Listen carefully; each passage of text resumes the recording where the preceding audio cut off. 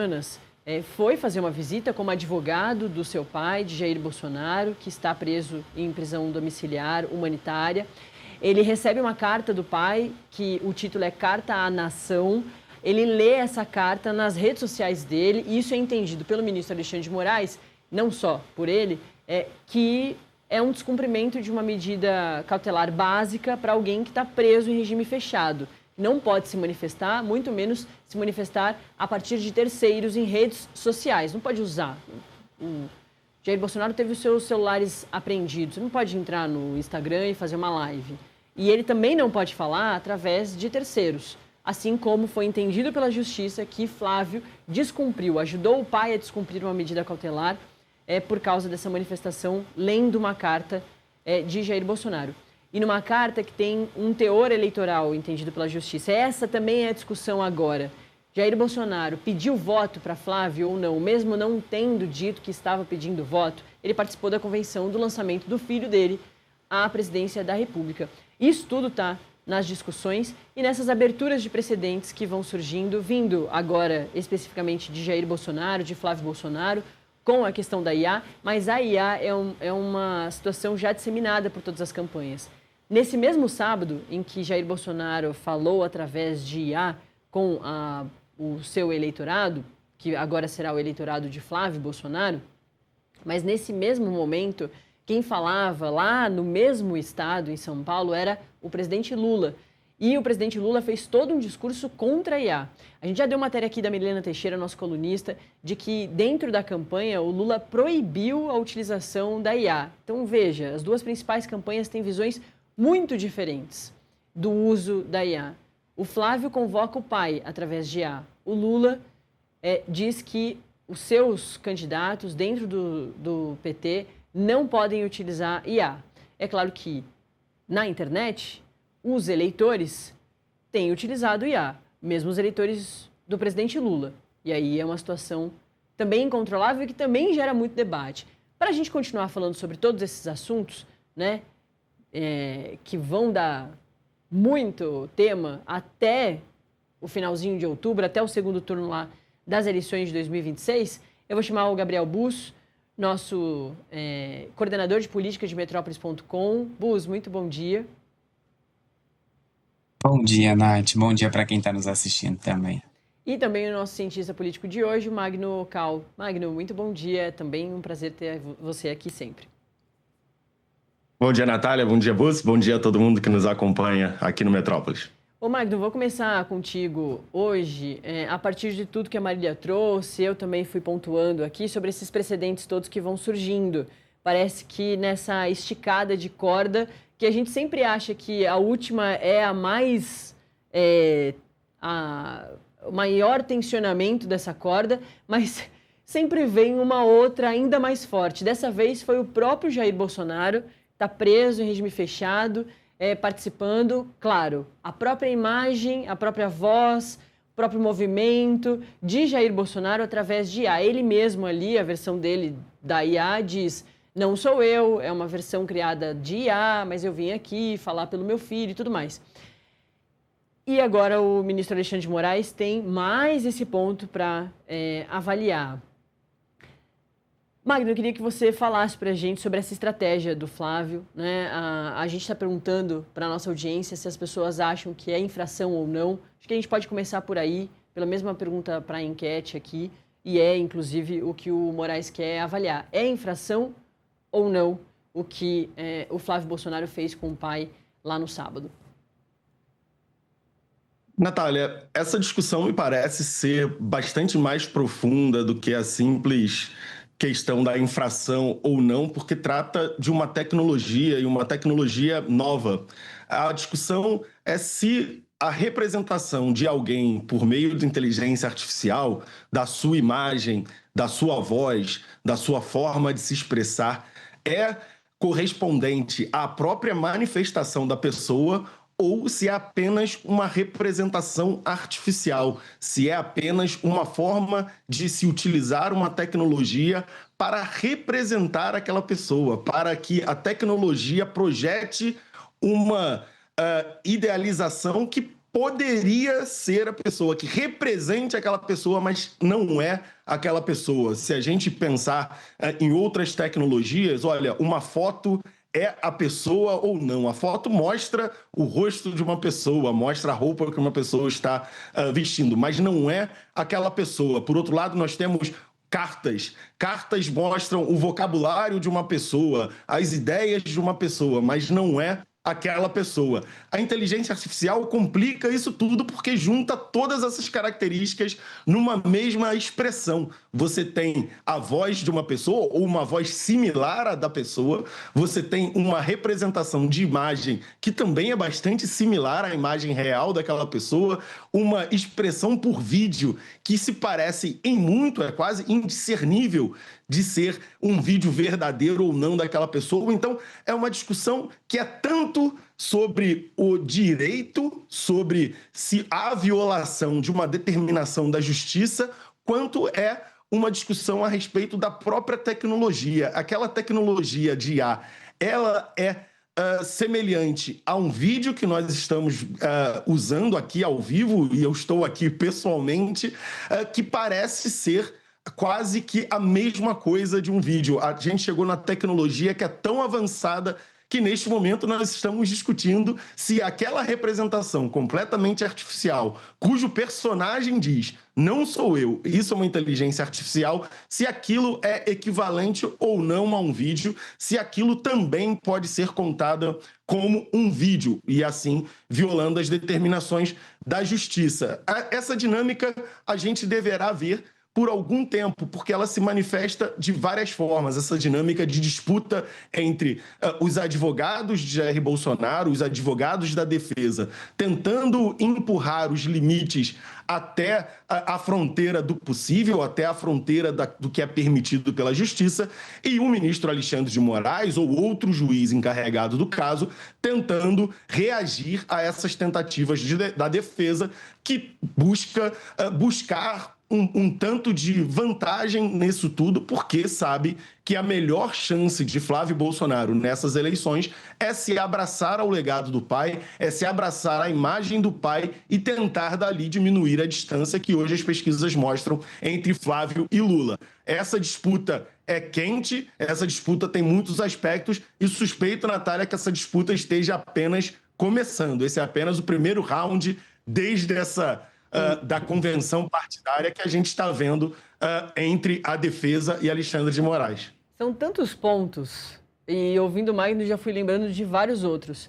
É isso, né, o Bus? A escolha do Flávio, a escolha do PL, né? Isso foi uma estratégia de campanha já, era o lançamento da campanha do Flávio Bolsonaro. Então é uma estratégia de campanha. Teve Benjamin Netanyahu, teve Javier Milei, teve Michele em vídeo, teve Carlos Bolsonaro, que não quis participar presencial, foi para os Estados Unidos, teve as filhas do Eduardo Bolsonaro, tudo aquilo ali é estratégia. A campanha do Flávio começou ali com a oficialização do Flávio como candidato no sábado. Mas a escolha foi pela IA do Bolsonaro, não foi por uma animação do Bolsonaro, né? Não foi só por um boneco de papelão que tinha de Jair Bolsonaro, foi por colocar uma versão do Jair Bolsonaro muito fiel, né? A gente cobre Jair Bolsonaro aqui como jornalista há muitos anos. Fiz cercadinho por muito tempo aqui em Brasília. Quando apareceu, todo mundo se assustou. Falou, gente, o que está acontecendo? Aí ele logo ali fala que IA, e ok, a gente também imaginava que poderia ser IA, porque não tem como ele fazer um vídeo, teoricamente, né? É o que se espera, a pessoa está presa em casa. Mas é muito real, né? O discurso é muito parecido, a voz é muito parecida. Então a escolha foi por trazer muita realidade, não uma animação. Colocar ali o Bolsonaro, não que é tido como deepfake, isso também vai ser analisado. Então essa escolha pela IA é muito impressionante e acho que é isso, tem que trazer para a discussão também. E ao mesmo tempo, Obus, outro ponto que acho que pode ser mencionado a partir da sua resposta, que também vem com a resposta do Magno, aquilo ali era uma convenção partidária, foi feita para o eleitorado, né? Os eleitores puderam entrar, o espaço para 7 mil pessoas, lotou.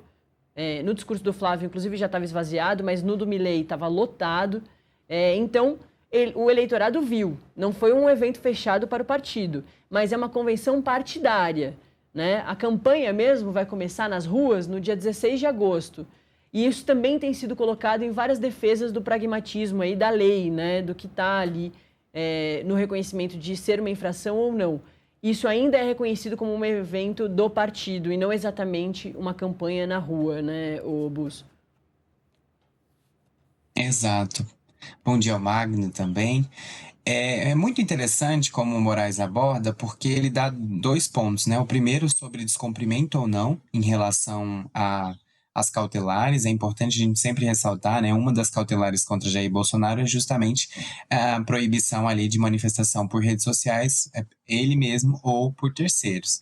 E aí, quando Alexandre de Moraes questiona essa questão de ele ter autorizado ou não, a defesa tem ali alguns argumentos para usar. O primeiro deles é justamente que não autorizou, que não tinha conhecimento.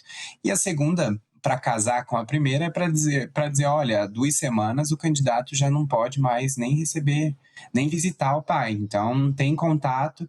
E a defesa pode alegar justamente isso, que nos últimos preparativos da campanha nem participou, nem sabia, porque Flávio está proibido de visitar o pai. Isso pode ser um dos argumentos da defesa nesse primeiro ponto, quando Alexandre de Moraes pede esclarecimentos ali sobre autorização ou não da IA. Agora, uma questão que chama atenção, que o ministro trouxe também, e essa sim pode ser mais preocupante para Flávio Bolsonaro, é a relação com a deepfake, porque isso existe uma diretriz, o TSE lançou essa diretriz esse ano, sobre o uso da IA nas eleições, e o ponto da deepfake, para quem está nos assistindo entender, é que o TSE estabelece que é vedado criar ou divulgar conteúdos que emitem ali a voz, a imagem, o comportamento de uma pessoa, para induzir tanto ao erro, ao prejuízo, como também para favorecer uma candidatura. E aí pode entrar num ponto de discussão na Justiça Eleitoral sobre esse uso, porque claramente ali o intuito era favorecer a candidatura de Flávio, dizer que o pai está com ele, que o pai apoia ele, que ele, na verdade, é um representante do pai.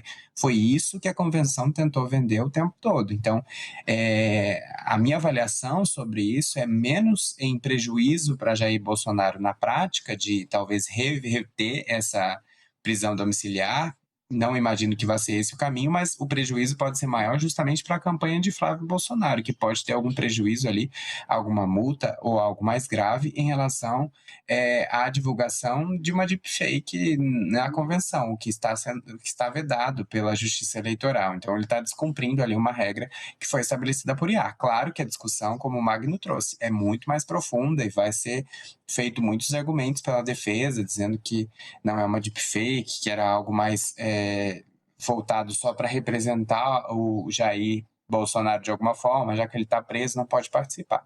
Mas é uma discussão que, com certeza, não deve ser tão simples assim na Justiça Eleitoral. Eu avalio como mais grave a questão eleitoral para Flávio Bolsonaro do que até o próprio descumprimento ali de cautelar de Jair Bolsonaro, porque a gente olhando é realmente uma deepfake, que imita a voz, né? É igual, a voz é igual.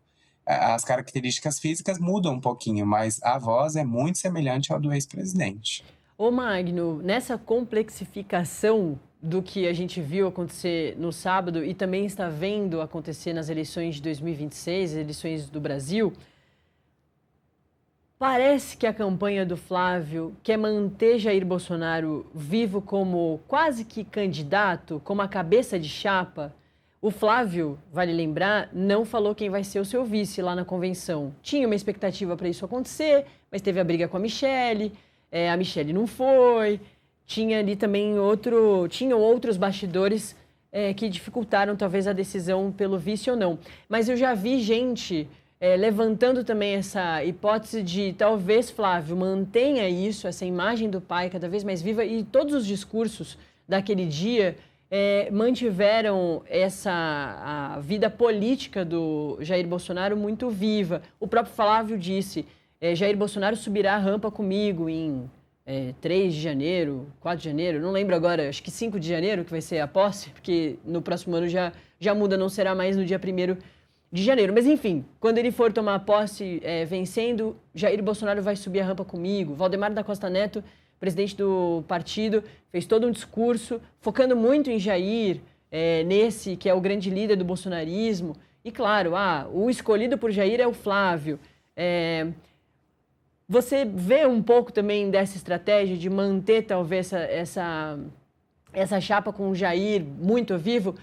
Tipo, um pouco lembrando que o Lula acabou fazendo em 2018 com o Fernando Haddad, que o Haddad só foi o candidato mesmo lá no finalzinho, muito próximo já das eleições?